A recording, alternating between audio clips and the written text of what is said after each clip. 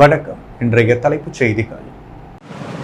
புதுவை ஆட்சியர் மற்றும் காவல்துறை அதிகாரிகளுக்கு இந்திய தேர்தல் ஆணையர் பாராட்டு கடிதம். ஏனாமில் விஷ காய்ச்சலால் பாதிக்கப்பட்ட குழந்தைகளை பாதுகாக்க அரசு நடவடிக்கை எடுக்க வேண்டும். RLB பேரவையின் மாநில பொதுச் செயலாளர் வலியுறுத்தல். பல்வேறு விதிமீறல்கள் அடங்கிய அரசின் ஒப்புதலுக்கு அனுப்பி வைக்கப்பட்டுள்ள வாரிசுதாரர் பணி நியமன கோப்புகளை அரசு ஏற்கக்கூடாது. அரசு ஊழியர் சங்கங்களின் சம்மேளனம் வலியுறுத்தல். இனி விரிவான செய்திகள். புதுச்சேரி மக்களவைத் தேர்தலை விதிமுறைகளின்படி அமைதியான முறையில் நடத்தியதற்காக மாவட்ட தேர்தல் நடத்தும் அதிகாரியான ஆட்சியர் மற்றும் காவல்துறை அதிகாரிகளுக்கு இந்திய தேர்தல் ஆணையர் பாராட்டு கடிதம் அனுப்பியுள்ளார்.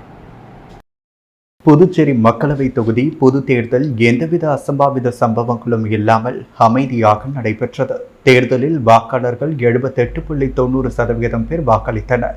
காற்றில் கார்பன் அளவை குறைக்கும் வகையில் வாக்காளர்கள் வாகனங்களை பயன்படுத்தாமல் நடந்து சென்று வாக்களிக்கும் முறையும் செயல்படுத்தப்பட்டது. தவறான தகவல்களுக்கு எதிரான பிரச்சார விழிப்புணர்வு, மாற்றுத்திறனாளிகளுக்கான இலவச பேருந்து போக்குவரத்து, அலங்கரிக்கப்பட்ட மாதிரி வாக்குச்சாவடிகள், எளிதில் வாக்காளர்கள் அணுகும் வகையில் அமைக்கப்பட்ட வாக்குச்சாவடிகள் ஆகிய வசதிகளும் செய்யப்பட்டிருந்தது. புதுச்சேரி மக்களவைத் தேர்தலில் வாக்காளர்களை வாக்களிக்க வரவழைக்கும் வகையில் மேற்கொள்ளப்பட்ட முயற்சிகள் தேர்தல் வாக்குப்பதிவின் பொழுது வெற்றிகரமாக செயல்படுத்தப்பட்டது. அதன்படி தேர்தல் பணி மேற்கொண்ட நிர்வாகத்தின் மகத்தான பங்களிப்பை பாராட்டி இந்திய தலைமை தேர்தல் ஆணையர் சார்பில் புதுச்சேரி மாவட்ட தேர்தல் அதிகாரிகள், காவல்துறை முதுநிலை கண்காணிப்பாளர் ஆகியோருக்கு பாராட்டு கடிதங்கள் எழுதப்பட்டுள்ளது. புதுவை தலைமை செயலர் சரத் சவுகான், மாவட்ட ஆட்சியர், காவல்துறை முதுநிலை கண்காணிப்பாளர் உள்ளிட்டோருக்கு பாராட்டு கடிதங்கள் வந்துள்ளதாக குறிப்பிடப்பட்டுள்ளது.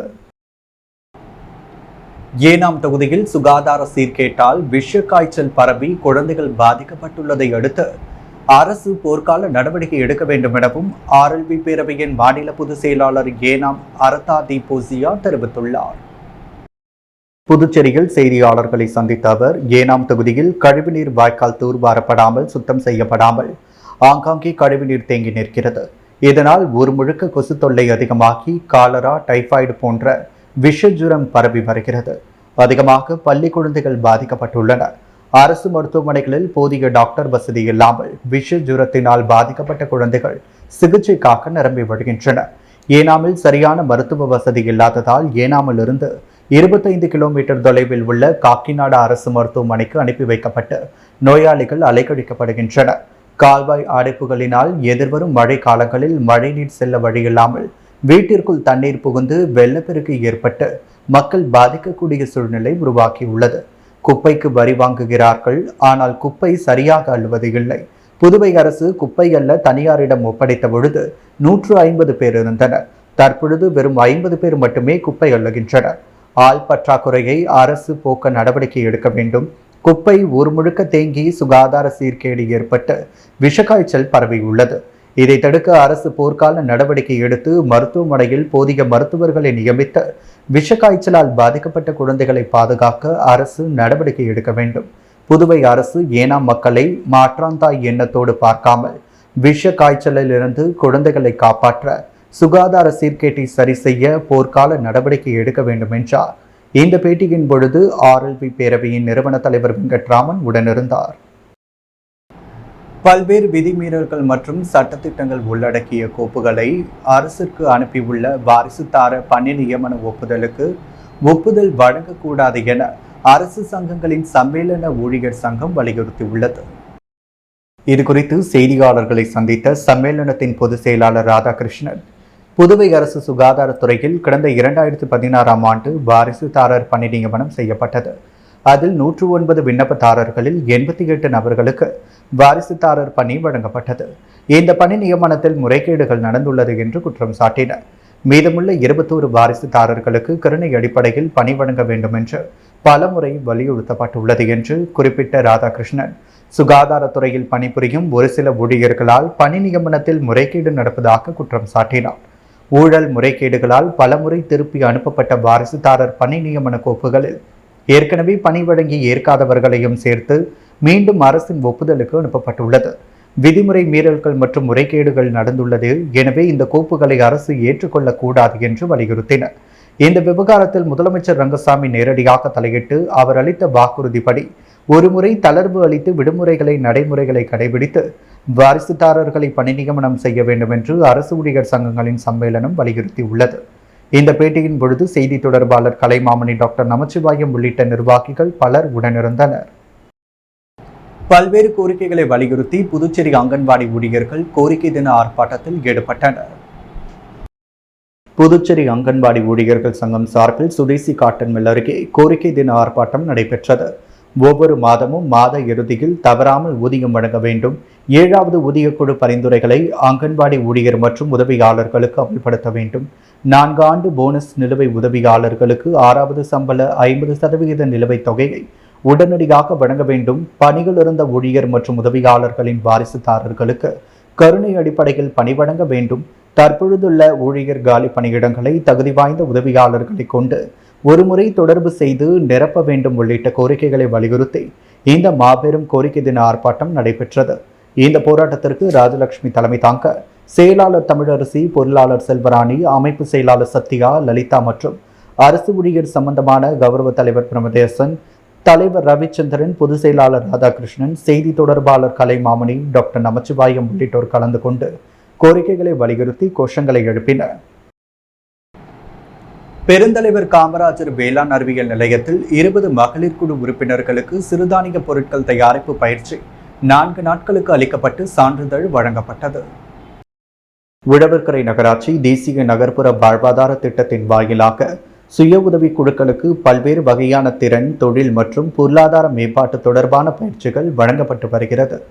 அதன் அடிப்படையில் பெருந்தலைவர் காமராஜர் வேளாண் அறிவியல் நிலையத்தில் 20 மகளிர் குழு உறுப்பினர்களுக்கு சிறுதானிய பொருட்கள் தயாரிப்பு பயிற்சி 4 நாட்களுக்கு அளிக்கப்பட்டு சான்றிதழ் வழங்கப்பட்டது.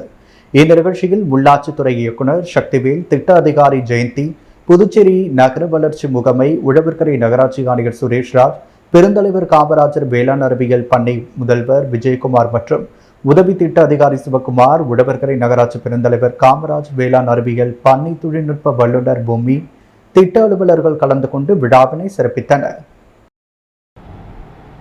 புதுச்சேரி நாடார் உறவின் முறை சங்கம் சார்பில் காமராஜர் பிறந்த தினத்தை முன்னிட்டு நடைபெற்ற பேச்சு போட்டியில் வெற்றி பெற்றவர்களுக்கு பரிசுகள் வழங்கப்பட்டது.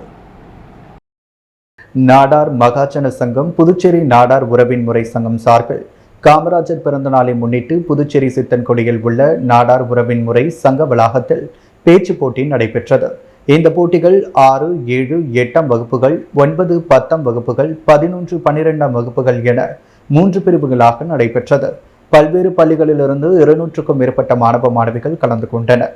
மாலையில் போட்டியில் வெற்றி பெற்றவர்களுக்கு பரிசுகள் வழங்கும் விழா நடைபெற்றது. நாடார் உறவின் முறை சங்க தலைவர் ராஜசேகரன் தலைமை தாங்கினார். புதுவை மாநில நாடார் மகாஜன புதுவை மாநில தலைவர் ஜெகதீசன் வரவேற்றார்.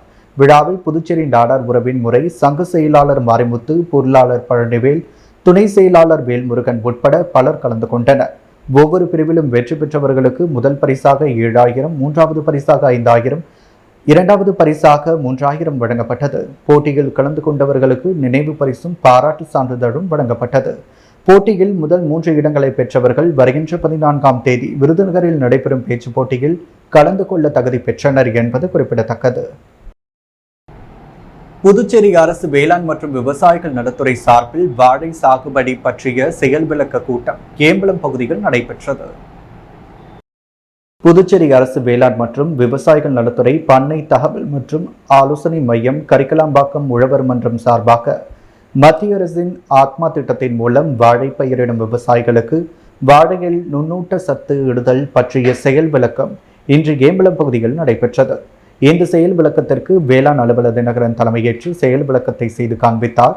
வாழையில் அதிக மகசூல் பெறுவதற்கு முக்கியத்துவம், நுண்ணுயூட்ட சத்து எந்தெந்த பகுதியில் கொடுப்பது, எந்தெந்த இடைவெளி கொடுப்பது என்பது குறித்து வேளாண் அலுவலர் விளக்கமாக கூறினார்.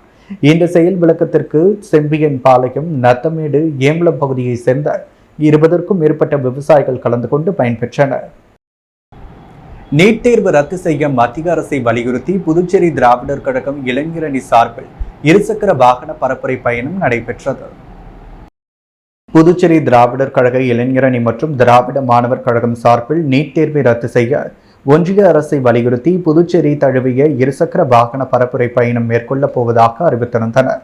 அதன்படி இருசக்கர வாகன பரப்புரை பயணம் சாரம் ஜீவா சிலை சதுக்கத்திலிருந்து புறப்பட்டது.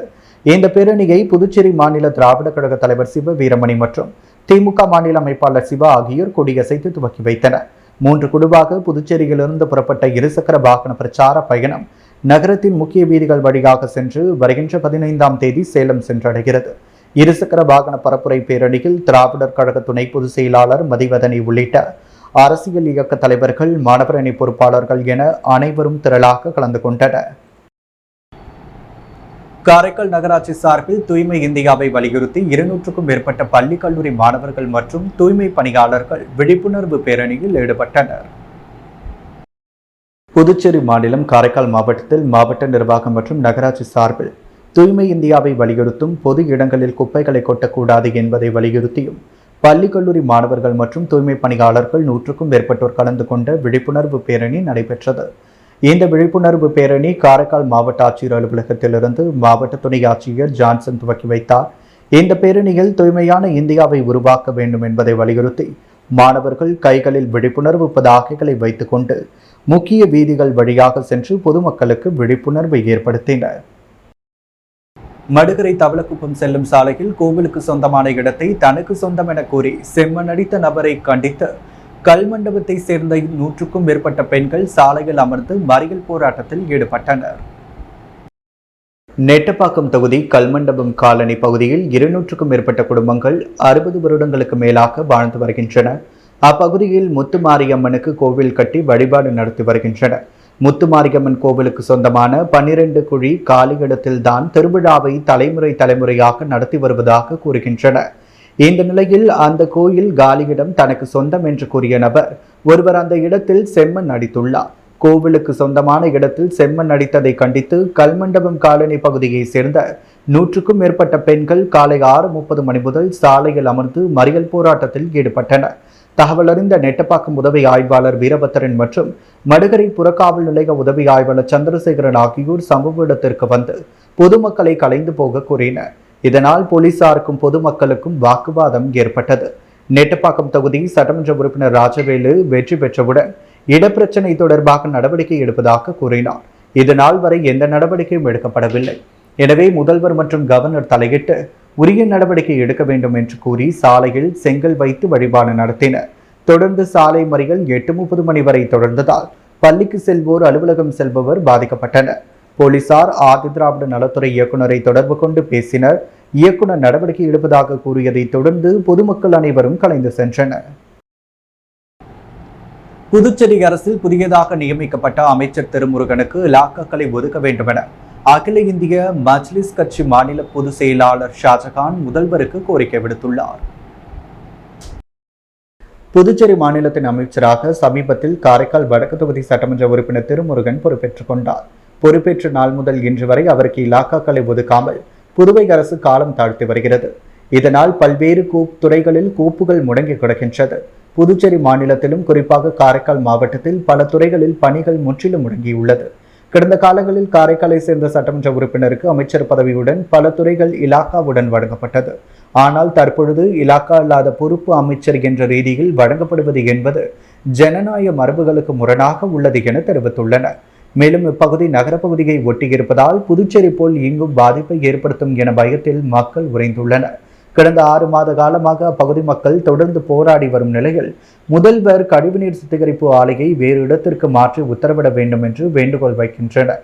அகில இந்திய மஜ்லிஸ் கட்சியின் மாநில பொதுச் செயலாளர் ஷாஜகான் கோரிக்கை விடுத்துள்ளார்.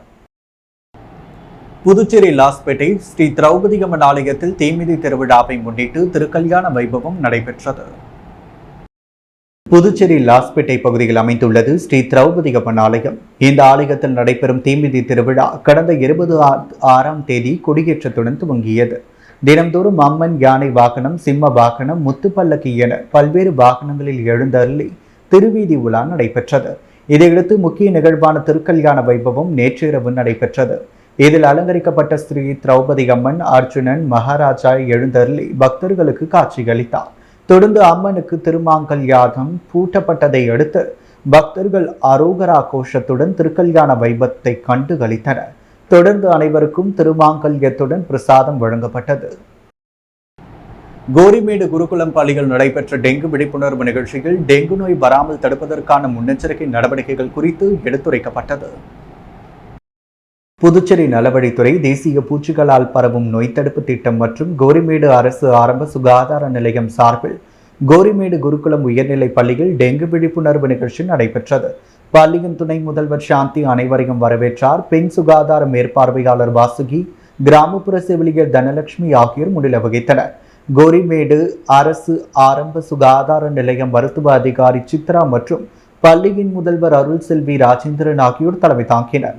சுகாதார உதவியாளர் சிவகுமார் டெங்கு நோய் அறிகுறிகள் மற்றும் பரவும் விதம் குறித்து பேசினார். சுகாதார உதவியாளர் ஜெகநாதன் டெங்கு நோய் வராமல் தடுப்பதற்கான முன்னெச்சரிக்கை நடவடிக்கை குறித்து எடுத்துரைத்தார்.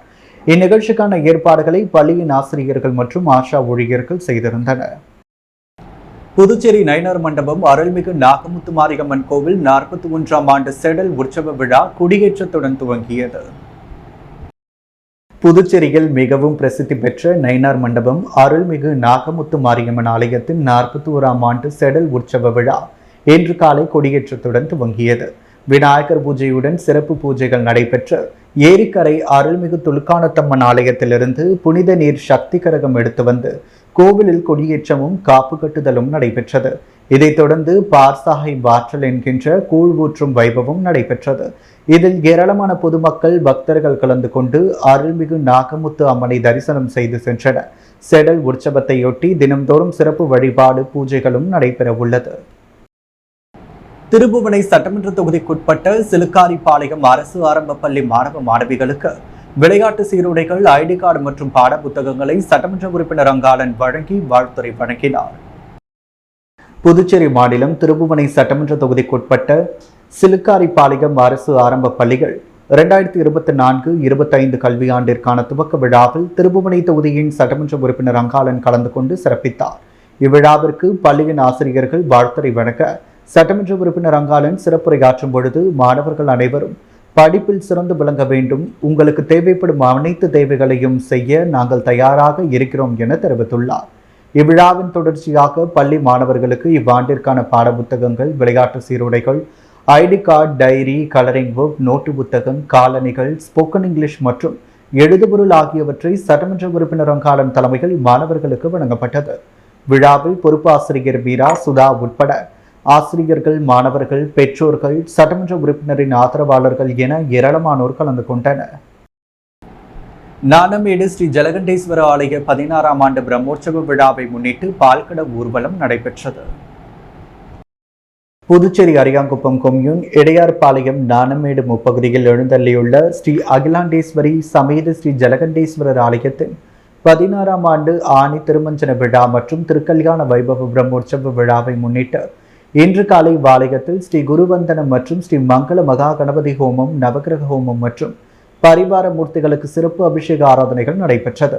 அதைத் தொடர்ந்து இடையார்பாளையம் பகுதியில் உள்ள அருள்மிகு ஸ்ரீ எல்லையம்மன் ஆலயத்திலிருந்து 108 பால்குட ஊர்வலம் நடைபெற்று சிவபெருமானுக்கு பாலாபிஷேகம் நடைபெற்று மகா தீபாரதனை காண்பிக்கப்பட்டது.